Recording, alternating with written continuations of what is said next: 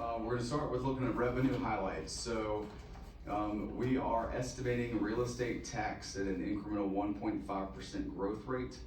Other property taxes, which includes personal property, machinery and tools, and a myriad of other at around 2% growth. Goes up. Operating revenue increase from FY25 to 2.5%.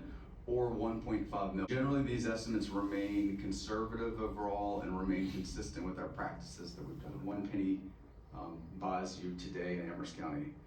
Our personal property tax rate is $3.45, projecting at approximately 11 million. Meals tax 6%, 2 million. Keep in mind, part of that goes to schools, that 2%. Machinery and tools is 2.2 million. If an average home, and my presentation, I've given you a balanced budget. I'm not proposing that we raise taxes.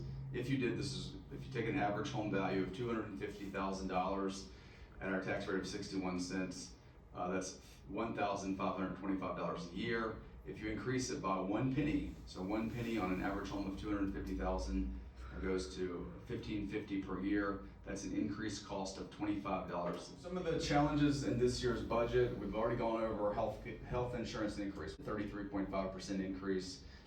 We have some options on the inflationary cost across all departments. Trying to fit in a 3% cost of living for all employees, that's not in the budget right now. I have not fit that in, but at this end of this presentation, I have some options that I'm going to get. Increased use of jail, detention centers, and CSA services, and generally the maintenance and aging of buildings and equipment. Some of the big drivers in this budget, these are really kind of the big things that were large requests.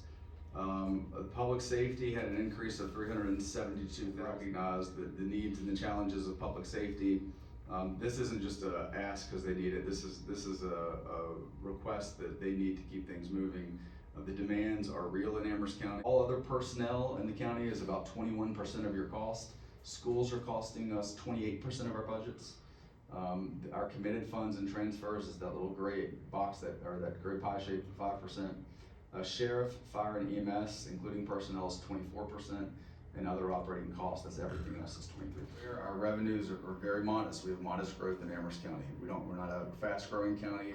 We're not a fast-developing county, and so we have modest growth in our revenues, but our expenditures have met this year, and that's why we're at this place. Everyone at a 1% cost of living adjustment is $221,033. A 2% is $242,000, and a 3% is $663,000. Proposals right now to fund a 3% cost of living, and I'll tell you the reason I'm fighting for a 3% cost of living is because the consumer price index went up 2.9%, so cost of living has gone up. And if our medical insurance costs for our employees go up, I don't want anyone to go under. I want to try to swing a bat in their direction.